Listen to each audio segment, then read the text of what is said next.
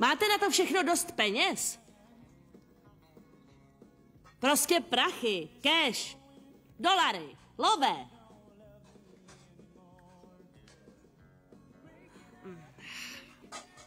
Henku! Co je? Je tady nějaký somrák. Co? Asi nemá prachy. Uhni, Brando. Tak hele, já to blbý žrádlo vazil celý den. Je to dobré. No to bych písk. Otázka je, jak mi ho chceš zaplatit. To nevím. Tak ty nevíš, no to je dobrý. Rozbiju ti palici. Nechci vám ublížit. Ne?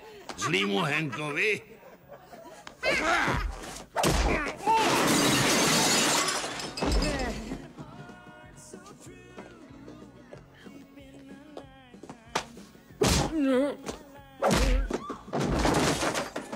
Cliffe.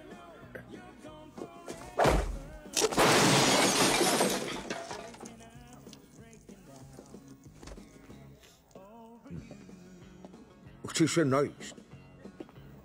Ano, madam, místní hovor, předvolba KL5, doktora Christophera Gregora.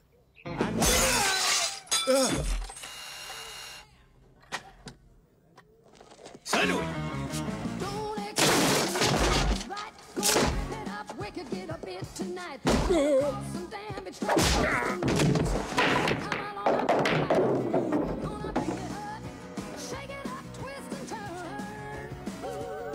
Hele, koukej to položit, ty parchance, já tě donutím zaplatit.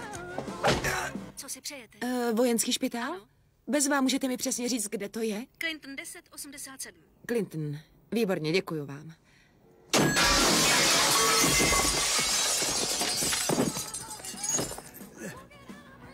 Pane bože.